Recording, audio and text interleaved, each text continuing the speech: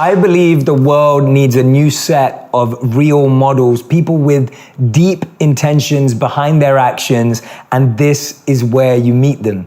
Today's guest is Kenneth Cole, and I'm so grateful because we all know he's a designer, he's an activist, he's a married father of 3 who believes that he thrives at work, the home, and his community because he merges the 3 worlds. Kenneth, I'm so grateful, honored, and happy to have you here. Thank you so much for coming.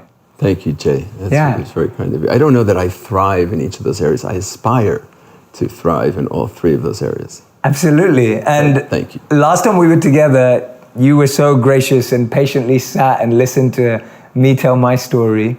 I'm glad that I get to reciprocate today and listen to your incredible journey, your brand, which is 35 years bold, which I love. But I want to start off by asking you that question because I think my audience will love it.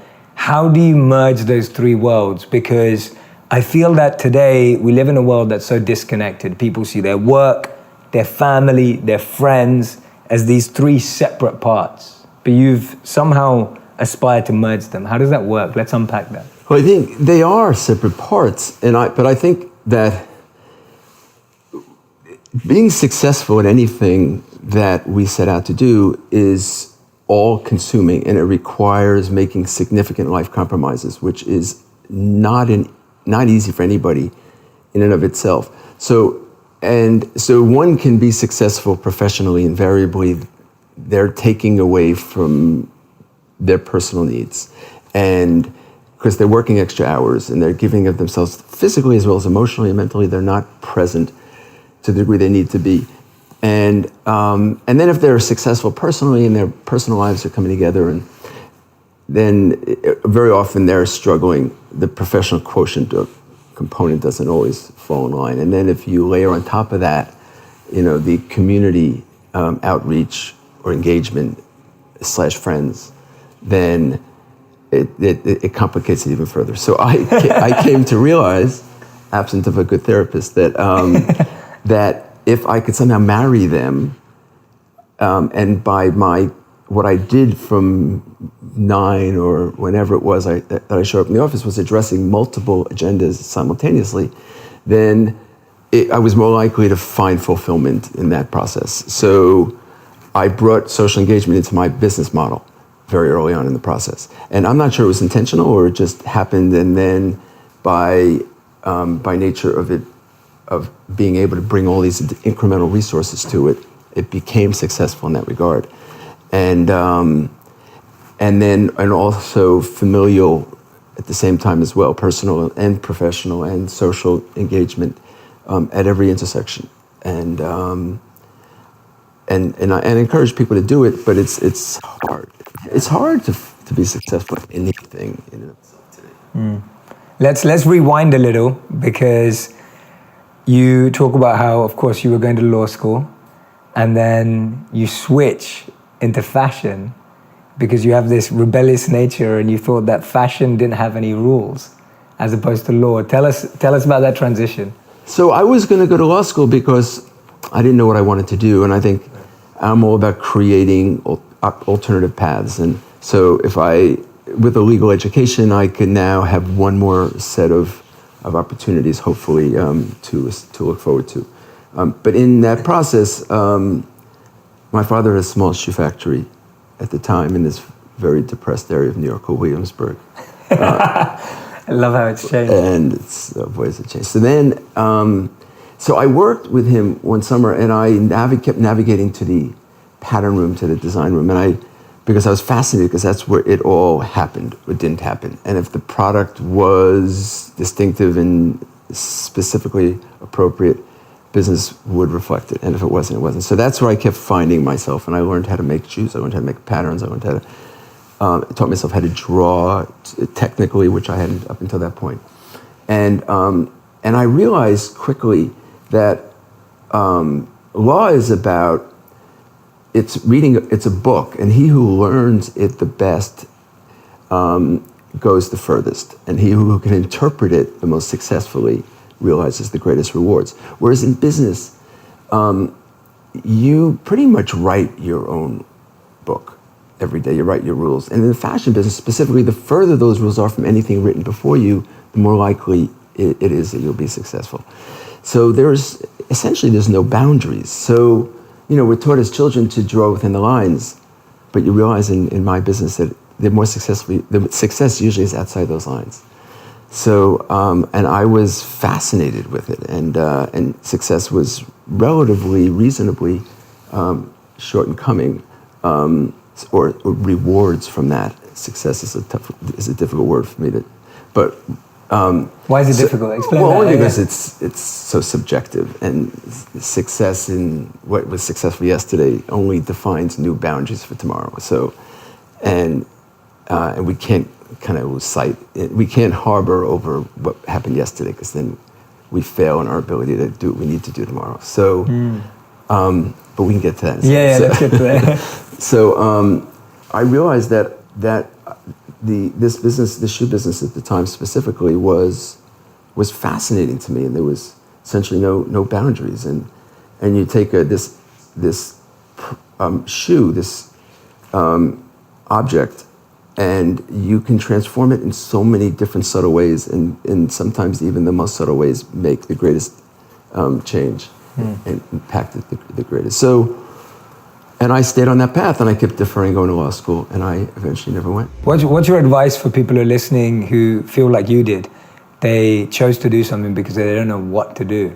And I find so many people find that they end up in college degrees or jobs or positions in companies because they just didn't know what to do. How did you kind of break away from that and start using that as a launch pad to explore?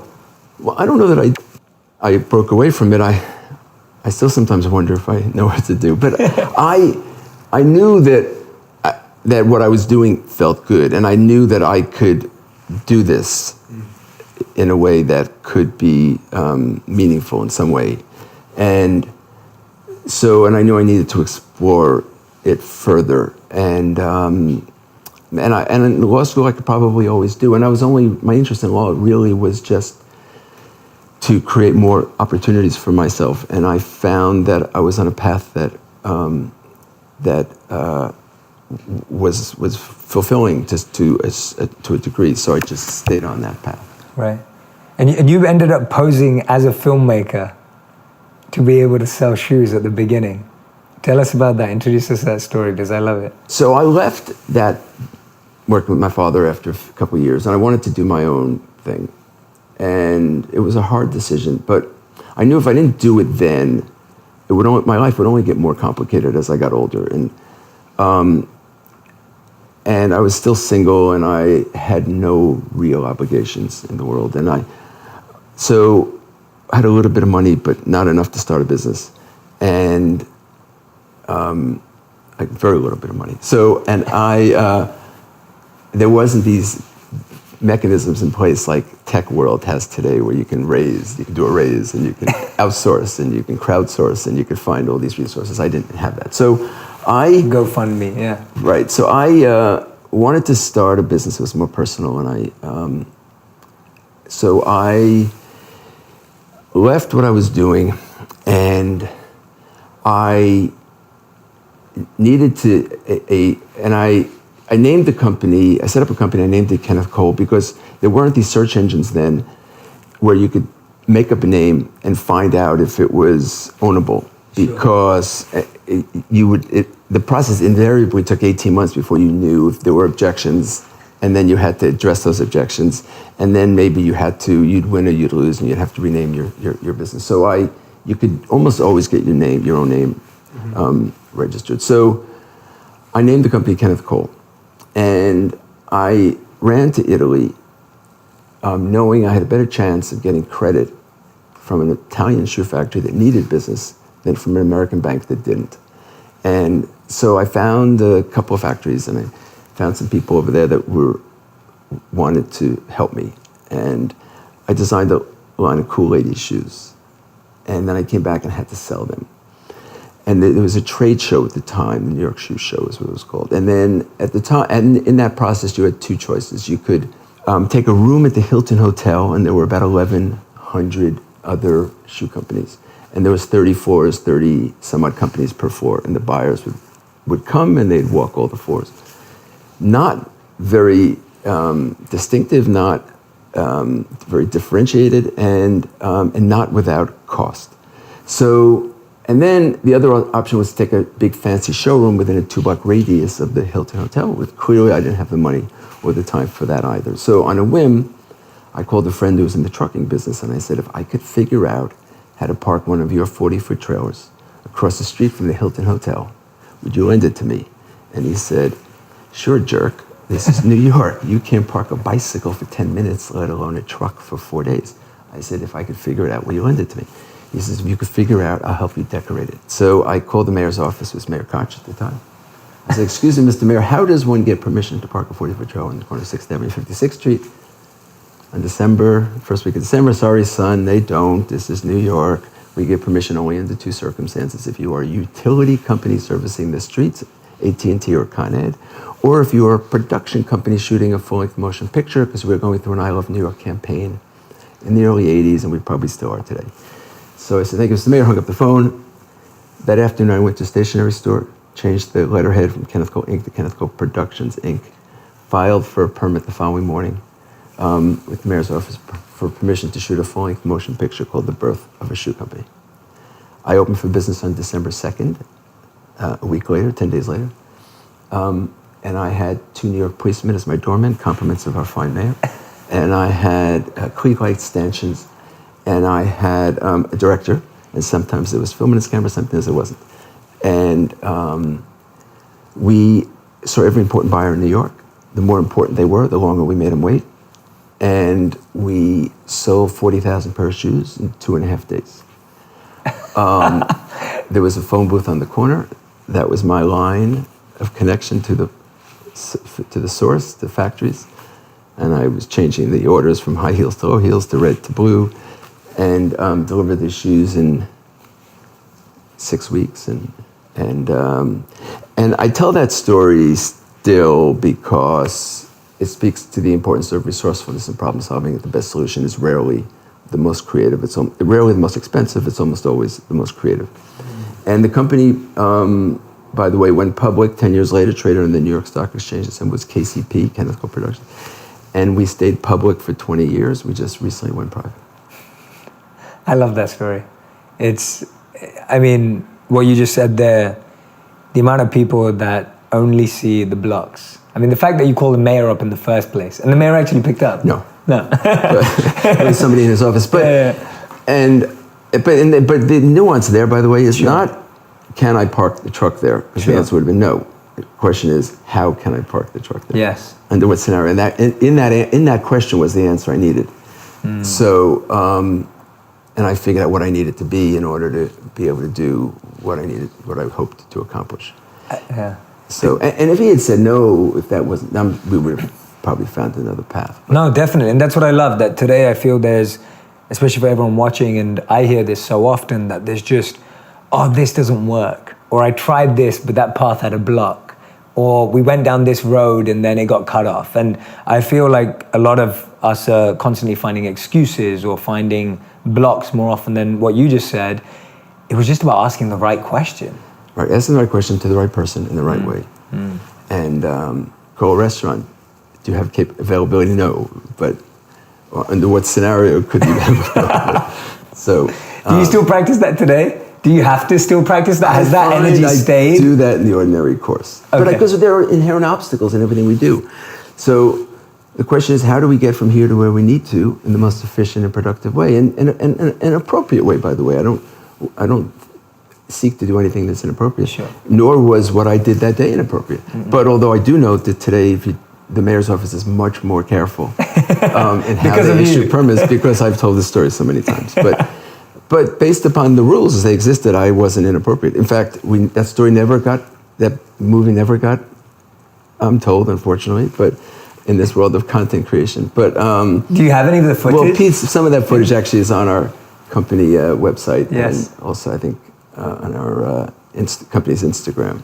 Some of the original trailer footage. That's brilliant. If anyone listening right now, watching, does not get inspired by that to figure out a way to their goal, I don't know what will. There's so many elements in there where you had to just make it work, call a different person. And the fact that you were ordering, you know, like you said, now we have technology, now we have social media. You were standing next to a payphone to make your orders. Right. Like that. A lot of quarters. Yeah, yeah, exactly. Yeah, stacked on top, exactly.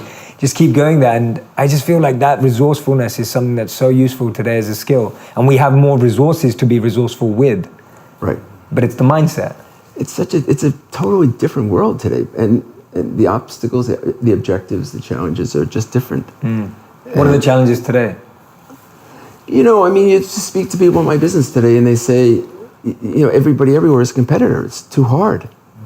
And because everybody who offers product is available to everybody everywhere. There's literally an infinite amount of alternatives because by the time you get halfway through that list, there's twice as many that have since been created. So, yes. And so, but I make the case that there's also twice as many, infinite amount of opportunities as a result. So you can look at the obstacles, you can look at it from another context. And everybody who makes shoes or fashion everywhere is a competitor, but everybody who consumes fashion or product everywhere is a customer. Absolutely.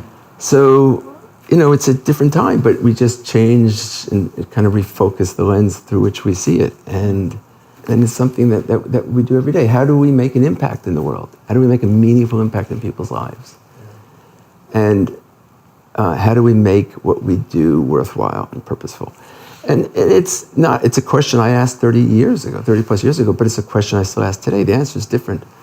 And the mechanism to realize it is different still. But the questions aren't different. Definitely. And that leads us on nicely because in 1985, when you launched the AIDS campaign, you say that shifted the brand forever. It was such a huge moment for the brand. What were your answers to that question 30 years ago? Yeah, because... well, just you need to create the context. What was happening in 1985? So I'd been in business now a couple of years, and I was, and my goal was always to figure out how to speak to people about what was not just on their body, but was on their mind, and knowing that I'd have a much more meaningful connection and relationship, and much more sustainable than any heel height or any hem length So I would periodically reflect on what we were all consumed with. And at that point, there was this pervasive consciousness that we hadn't seen since the 60s. And it was about hunger, and it was to a large degree in Ethiopia. And there were these initiatives that were happening constantly. There was, it was We Are the World, with Michael Jackson and Quincy Jones, and it was Live Aid, and it was World Aid, and it was Hands Across America, and everybody wanted to be part of something bigger than they were, something I hadn't really experienced in my somewhat adult life. And so, but it was odd because nobody was talking about what was really this looming dark cloud called HIV/AIDS, because actually, it wasn't even called AIDS yet. It was just HIV. Because if you did, you the stigma attached to people who had HIV was so severe and so significant. And if you addressed it publicly, you were perceived to be at risk. And that meant you were either an intravenous drug user, you were maybe Haitian, or you were gay. And the stigma against each of those groups was overwhelming.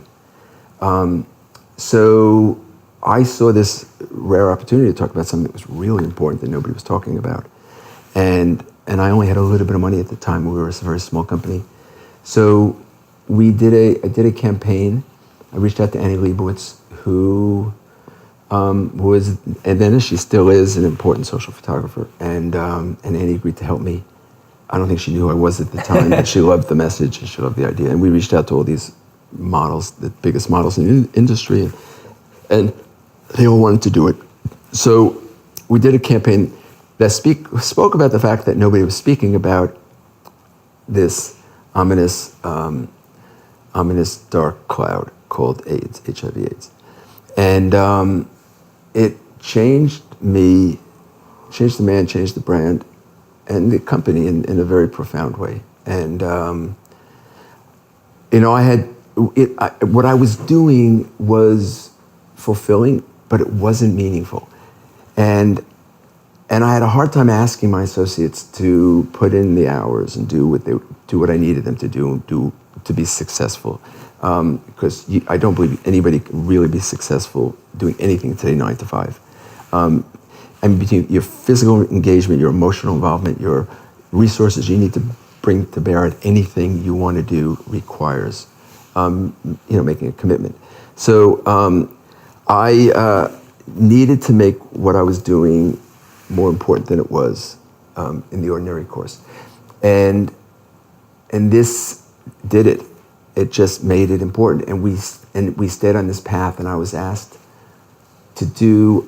We did this campaign, and I did it in conjunction with AMFAR, who was one of the only AIDS research organizations at the time. So we did it, shining a light on their work, and I believed that a cure for AIDS would only come from research, and that's what AMFAR did. And then a year and a half later, they asked me to join the board, and I did. And then they asked me to become chairman in 2004, and I did. And in the 14 years from that point forward, and in the many years throughout, AMFAR had a very profound impact on millions of people's lives. And millions of people were alive, I believe, not because of AMFAR alone, but because of a lot of AMFAR's important work. And I continued to do personal efforts to engage a global HIV community. And in 2004, simultaneously, I did a global campaign that we all have AIDS. If we don't have it physically, we have it socially or spiritually. And if we're not affected, regardless, we're infected. If we're not infected, we're affected. And I had got a different photographer at the time, Mark Seliger, and he and I flew to South Africa, and we photographed Nelson Mandela and Desmond Tutu and Zaki Ahmed, and we photographed Dr. Solomon in India and Elizabeth Taylor and Elton John in Los Angeles. And so, and the bringing together of the community had not been done before, and that was, a level of engagement, fulfillment that I had never experienced.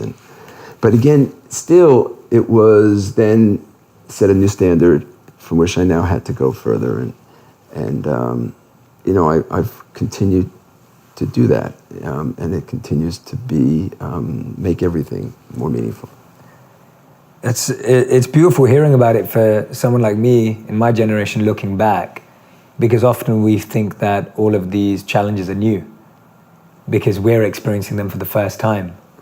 And so when you're hearing it back from someone who's a change maker, who's actually been working on meaningful things for such a long period of time, 2 questions come to mind. The first one is, I feel like from a personal level, everyone has to get to that point in life where they may be doing something that's fulfilling, like you said, but it's not deeply meaningful. I feel like everyone has to or will get to that stage in their life where they have to ask that question. I also don't know at the end if those 2 expressions are mutually exclusive. I don't know if anything could be fulfilling if it isn't at some level meaningful. Sure. Just to you or to people that are in your life, people that inspire you or are inspired by what you do. So I think we're always searching for that, and that's a moving target. I don't think it doesn't change. And I think every day we come to work and we look at it. And people at the time, I'll go back a little bit to when I started the business, and they said to me, "Were you nervous? Because you put a lot at stake. You left where you were, and you really made it hard to ever go back, and you made a commitment to do this without really knowing where this was going to take you. And was it hard? Were you nervous?" And I said, "You know what? I never really thought about that scenario. I never thought about it in that regard, about failing. And then I wanted to say, but I knew somehow I'd make it work. But what I didn't explain to people, because I didn't know how to, was that the it was very undefined and continues to be. Yeah. So, because the factors that influence it continue to change every day. So, and I knew I'd figure out how to stay relevant and how to have a reason to exist. And that the need to do that, still exists today, 35 years later. And that was my second question, that seeing as you were asking these questions 30 years ago, you were thinking about this stuff 30 years ago, do you think that we've gotten closer to a more evolved world where people are asking these questions more often? Or are we going backwards? Are we still in the same place? Or is it always the same cycle? There's a beautiful quote by Mark Twain where he says, history doesn't repeat itself, but it always rhymes. And so I wonder, how does that fit into this? Where does that thought process fit into this? So, I think that we need to learn, we need to know what the past so that we know how to contextualize the present and the future. So, and in fashion, I was always obsessed with the universal alternatives. And not so that I knew what to make, but often so I knew what not to make. And nobody needs what's there. So, but absent of knowing what the current existing alternatives are, you don't know how to create a creative, innovative alternative. So you need to know the history, you need to know the present, and I love Mark Twain's. Yeah. So me too. Huge fan. Right. So I think it's we reflect on it often. At the time when I started doing my work with Amphar, there wasn't this collective, I forget what they called it at the time, corporate social responsibility. It just was something that seemed right to do. There wasn't a name for it, and there wasn't a classification, a characterization of it per se. Maybe it was philanthropy at some level. And then, interestingly, I learned over the years, and partially from my daughter, my middle daughter Amanda, who was obsessed with not that we're doing philanthropy, because philanthropy was something that, or community engagement was something that you should do and everybody did. But it became about not just what you did, but how you did it and the impact that you made. And the transparency within which you communicated that. And so the process of our community outreach has changed profoundly over the years, and how we engage with communities and how we do it in a way that ensures results with absolute transparency and accountability is really important today, which in the past wasn't so. So absolutely. I don't know if that. Yeah, it does. Yeah, no, absolutely. It does answer my question. Yeah. One of the things I love about you, Kenneth, from our couple of meetings that we've had, is that you're extremely humble, and in a positive way. You're confident, but you're humble in the sense that you always consider yourself a learner. You always consider you're growing, and you feel that. There's this beautiful quote that I picked out of yours, actually. So now I get to quote you, as well as quote Mark Twain in the same podcast. So here we go. It's, if you stand on what you've accomplished, it gets in the way of what you still need to do. And when I read that, it reminded me of Steve Jobs. And I was sharing with you earlier that Steve Jobs, when he came back to Apple, he saw that in the entrance they had this Apple museum.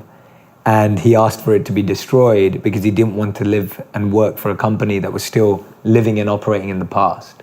How do you practically apply that mindset every day at work? And how do you get the people that you work with to apply that mindset as well? Because actually, majority of us are quite happy to just celebrate the past and live on the glories and the success of the past and nostalgia. We always think about the good old days. It's part of our human psychology. How have you shifted that? And how do you get other people to shift as well? So I didn't know that story about Steve Jobs, but one of my biggest regrets, but maybe it's a conscious process, so it shouldn't be, is that I don't have an archive of my past products over the 30 years. And people have always asked me that. Wow. And I never saved it because I always felt maybe because we need to stay focused on going forward.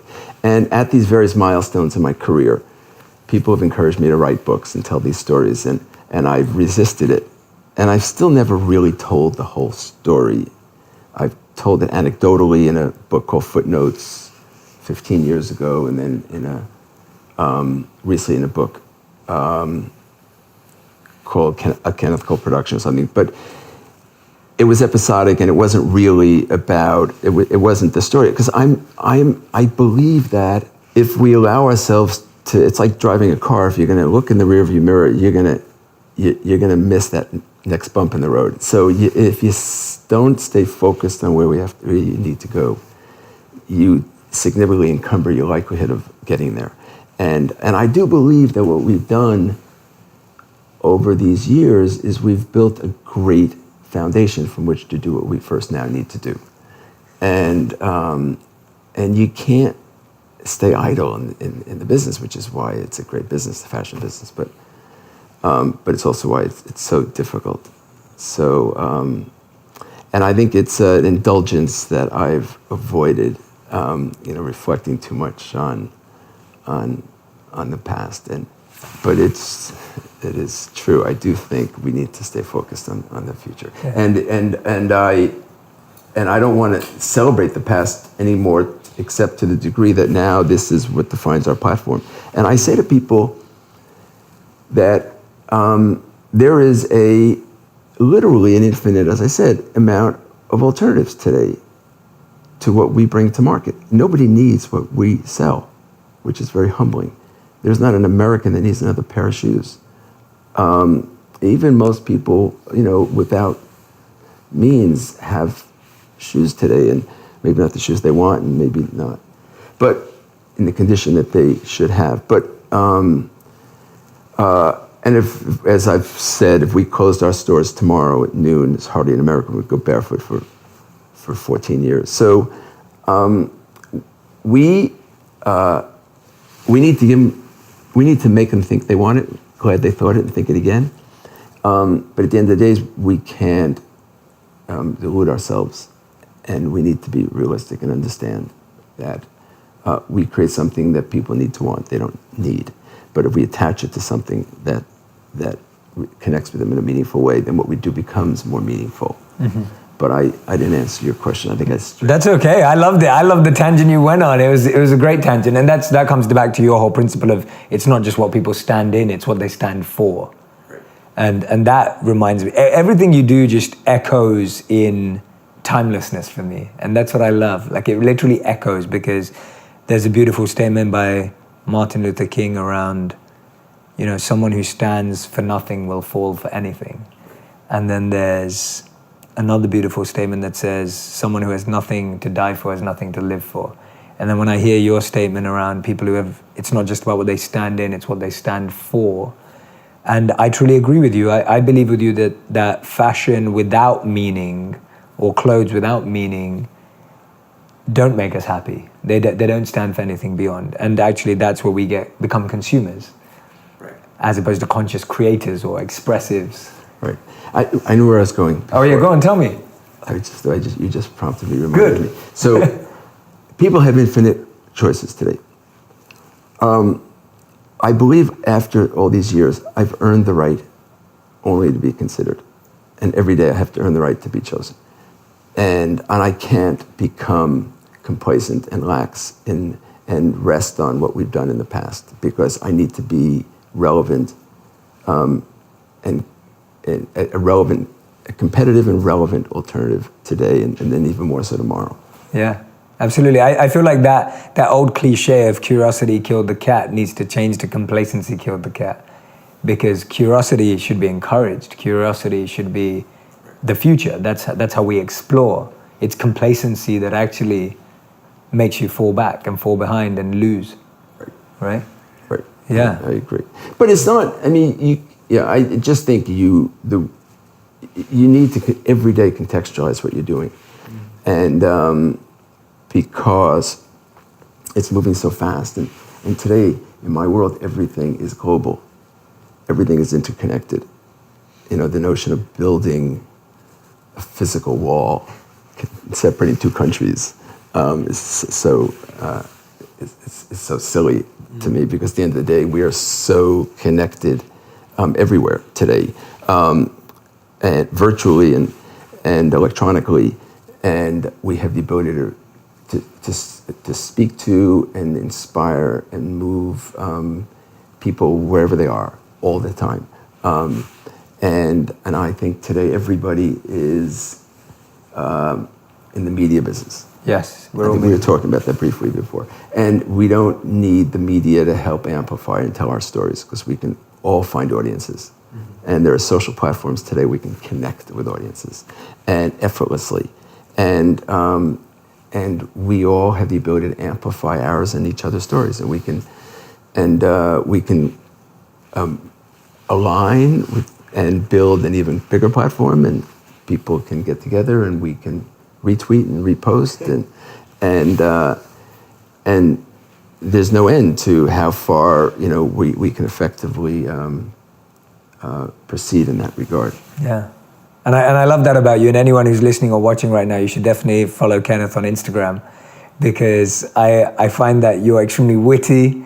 It's extremely relevant. It's beautiful to watch, because I find so many executives, CEOs, founders don't necessarily manage their own accounts.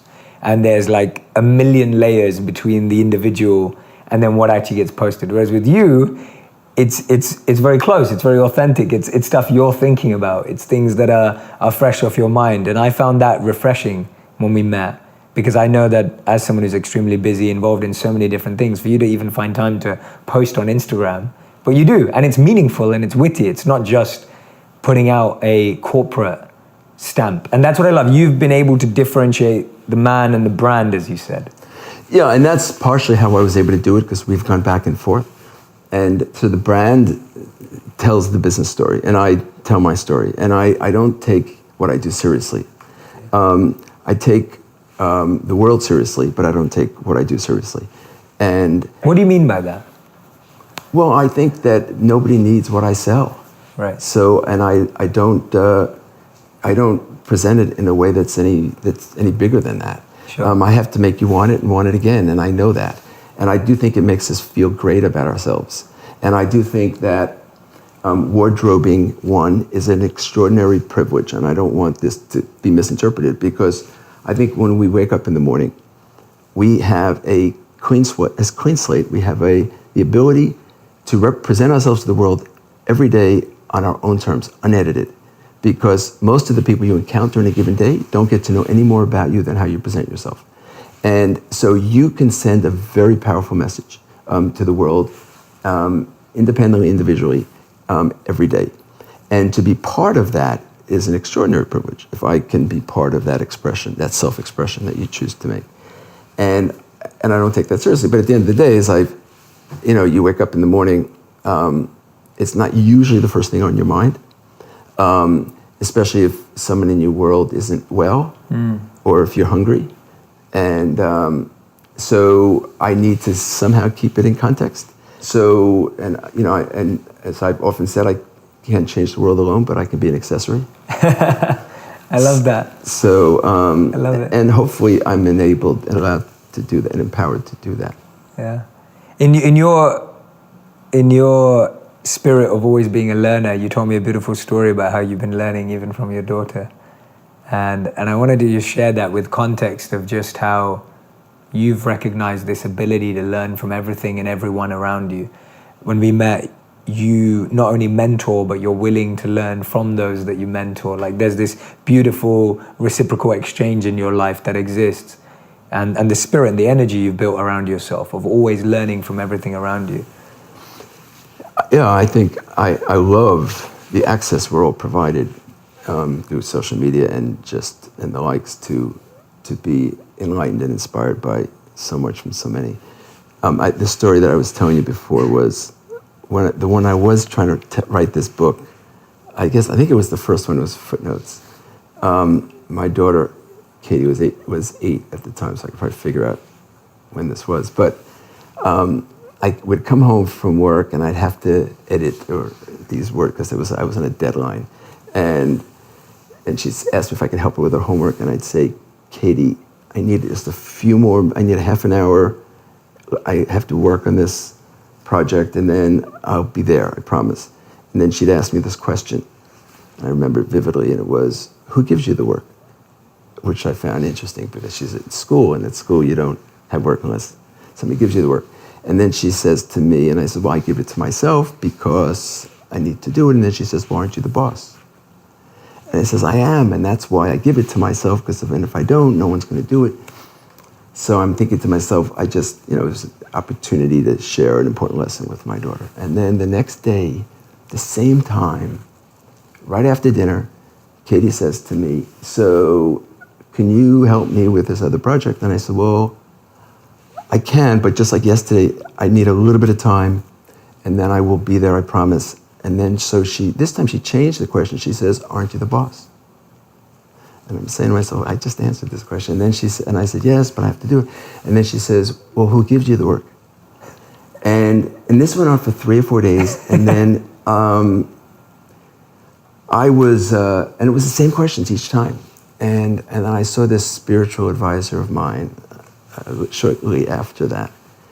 And he says to me, how is Katie? And I said, it's funny because we went through this process, and she asked me to help her, and I was working on something I had to get done, and she says, aren't you the boss, and who gives you the work? And then after several days, she kept asking the same questions, and I said to him, it's amazing, she just doesn't get it.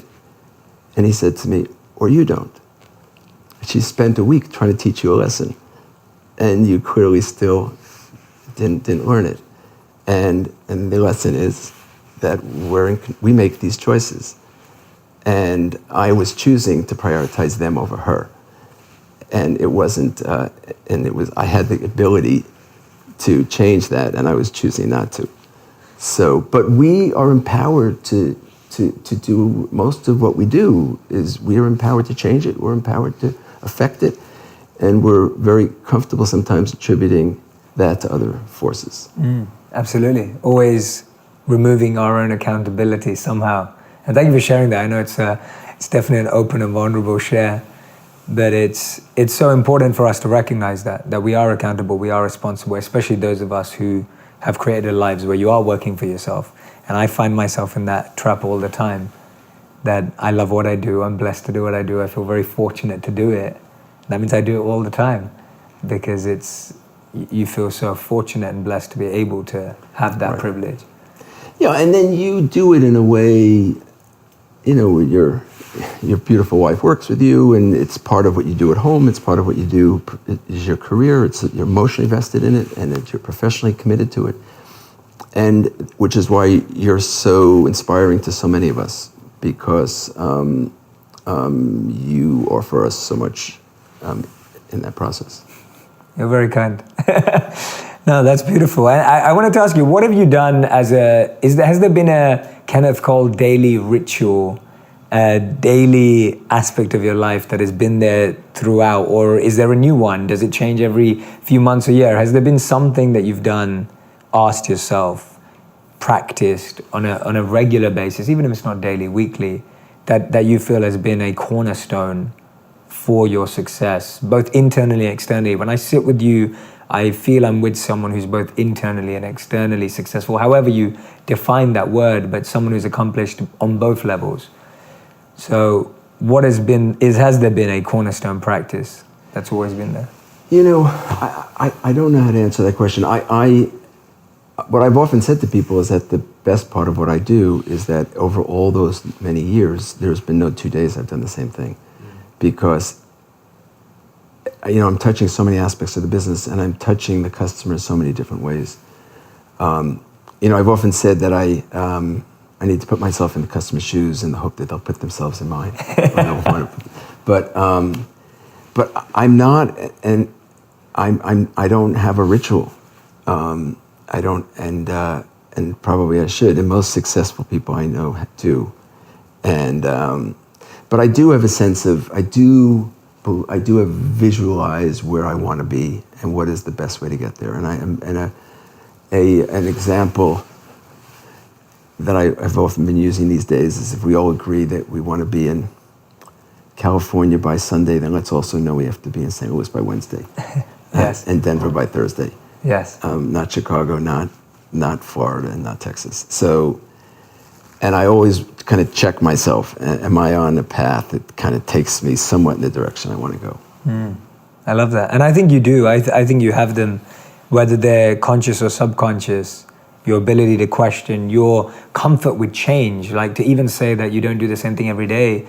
Most people think that they aspire for that, but most people don't really want that because that's not easy to be able to deal with new situations, new scenarios on a daily basis. At work, I say to my associates often, are we going to do what we're going to do on Monday just because it's what we did last Monday? Yeah. Because next Monday is a different world than it was last Monday. So there you go. And just make sure we're taking our pulse and we're taking that into consideration. And if it is the same, then so be it. But yeah, I love it. Is there anything we haven't covered? Anything in your mind that you wanted to share? Maybe I don't know if you wanted to talk about UN and Sundance. So depending on your involvement more specifically. So I accepted a UN appointment about a year ago because they had just put forth a declaration to end AIDS by 2030. But I did it conditionally, and that is that they agree that to accept cure as a component, because if we don't have a cure by 2020 or close to that, you're not going to end AIDS by 2030. And that was the kind of the AMFAR agenda. So I was trying to marry my agendas so I could then accept that generous gesture that was put forth. So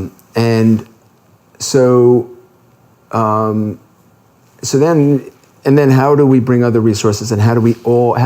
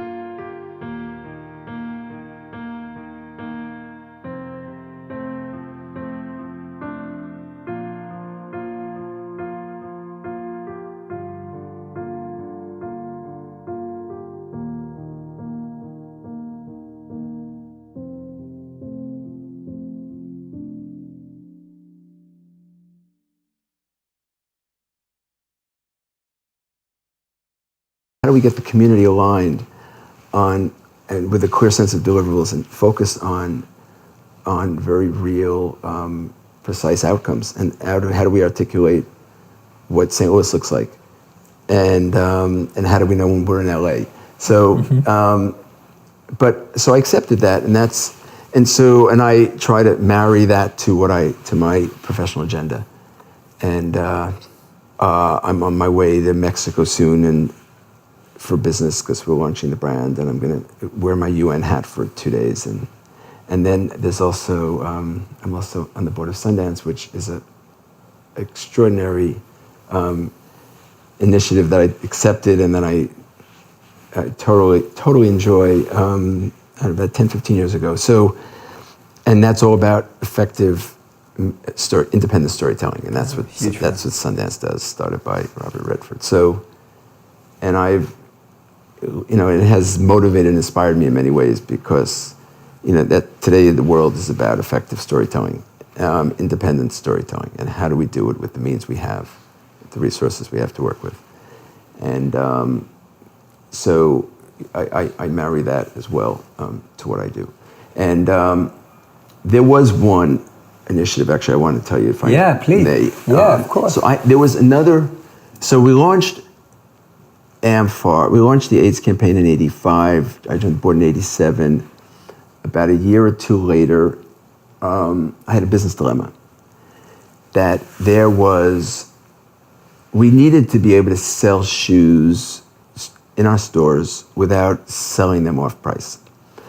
And we came up with this great strategy, this great plan. And that was to do a campaign to encourage people, to give people a discount off of the shoes based upon them doing something socially important and meaningful.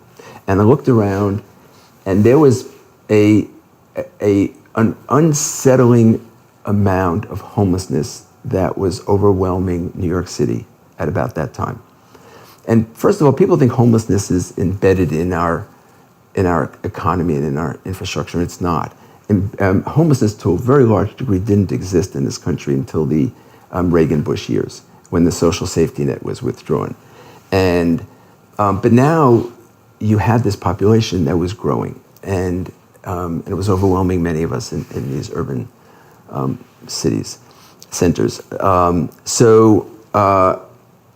Politicians didn't want to address them because they didn't vote, usually, and businesses didn't address them because they didn't consume. So we did a campaign which said, bring in a pair of shoes you don't wear for someone that will, and with a picture of a homeless person, and we'll give you a 20% discount on a new pair. So we've said now to people, That's beautiful. we motivated them to do what was in their heart they would feel good about doing at a time when they would not ordinarily do it. And it was the month of February when our stores now had all summer product, and it was still 10 degrees outside because the weather hadn't changed, even though we had changed our inventories. So, and we started what became known as a shoe drive. And later on, there were coat drives and there were clothing drives. None of that had existed at the time. Wow. And over the years, we collected several million pair of shoes. And then we'd find populations. My wife was running a homeless organization in New York, and she always encouraged and inspired me, and still does, called Help USA, which was originally founded by New York's governor and my brother-in-law, Andrew Cuomo. So we would collect these shoes, we'd give them to help residents, and then we'd find other residents, other individuals that could benefit from the product, from these shoes. And then it became, over time, it was from a couple of days in February to a week, or then 2 weeks. And it wasn't just New York, it was all of our stores around the country. And it wasn't just shoes, and it was clothes and accessories. So we collected several million pair of shoes over a period of time. Then all of a sudden, Haiti earthquake comes.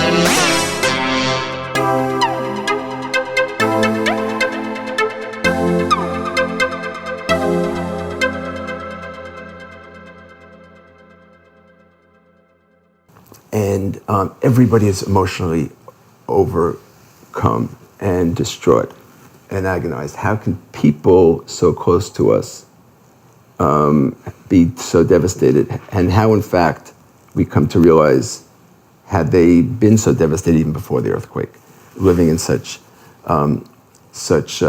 poverty and be so underserved and in such need. So we changed the initiative immediately to a campaign to collect shoes and also funds for people affected by the earthquake in Haiti. We ended up raising a little bit, maybe $100,000 and which is a lot, but not in that world. And I mean, you're talking about, a couple million people. And I took a bunch of associates and we went to Haiti. We figured out how can we somehow make as meaningful a meaningful impact as we can with the limited resources that were available to us to do it.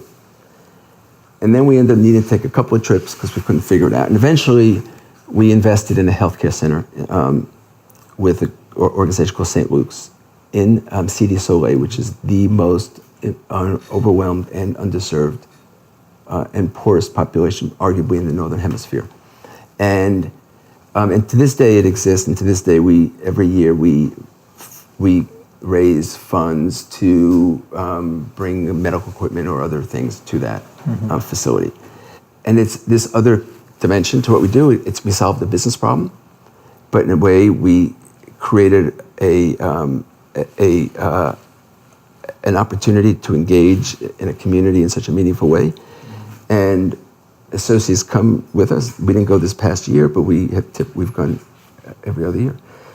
And it's I find that maybe the greatest gift I've had after 35 years is I've been able to do what I love as a platform for which to do something that adds so much more meaning to what I love. And those opportunities continue to grow, and get bigger and more meaningful, not less so. That's why I love your commitment to service and your commitment to impact is absolutely incredible. I've got my 5 quick fire questions with you to finish off with. So here we go. These are quick answers. So you can give me 1 word, 1 line, 1 sentence. If you could walk a mile in anyone's shoes, who would it be? Oh man, there's so many people who have inspired me along the way, but I will say Nelson Mandela. Okay, amazing. Your favorite guest that you could have over for dinner? I know there's a lot of people that you probably already had over. And assuming that Nelson is busy? Yes. Yes, assuming Nelson is busy. Maybe Martin Luther King. Okay, amazing. Biggest lesson you've learned in the last 35 years? That what I do is not who I am. Well, that's a little more very different answer than the first 2. I was thinking that is something I often try to share with people, because I think we often are blindsided by what we do in the bigger context. It's not. Mm-hmm. Favorite city in the world? New York. And your best piece of advice you've ever been given?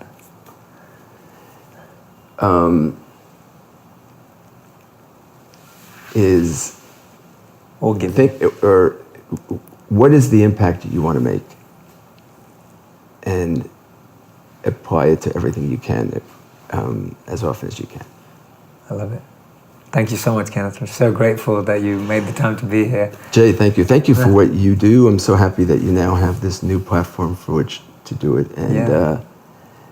And I love your story, and it inspires me. And I hope you can continue to inspire so many more people. Thank you so much. And I hope that we continue to be friends, and I hope that I can continue to learn from you and be mentored by you. I feel your message is I can relate to so much of it, and I hope that I can follow in your footsteps.